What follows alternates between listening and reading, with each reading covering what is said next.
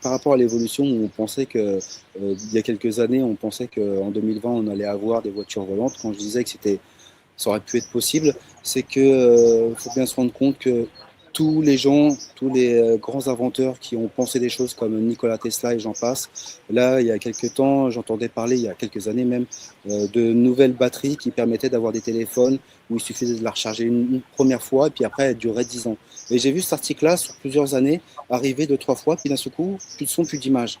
Bien Et sûr. puis, j'ai aussi entendu parler il y a trois, quatre mois d'une personne qui avait inventé quelque chose. Et puis le lendemain matin, quand il a déposé son brevet, toc, toc, toc, et c'était la Défense nationale qui venait analyser ce qu'il avait inventé pour voir si ça causait pas Tout un à fait. problème par rapport voilà, à la souveraineté de la France. Et puis j'entends par là la souveraineté économique, voilà, où ça pouvait pas poser un problème de défense, quoique si les autres pays qui, eux, veulent garder leur truc, ils viennent et puis s'approprient le truc, vous voyez, ça peut, voilà, c'est un truc en chaîne.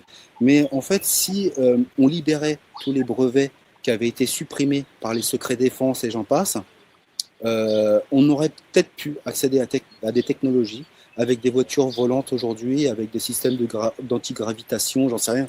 Mais je pense sincèrement que des technologies ont été inventées et qu'elles ont été mises sous cloche délibérément.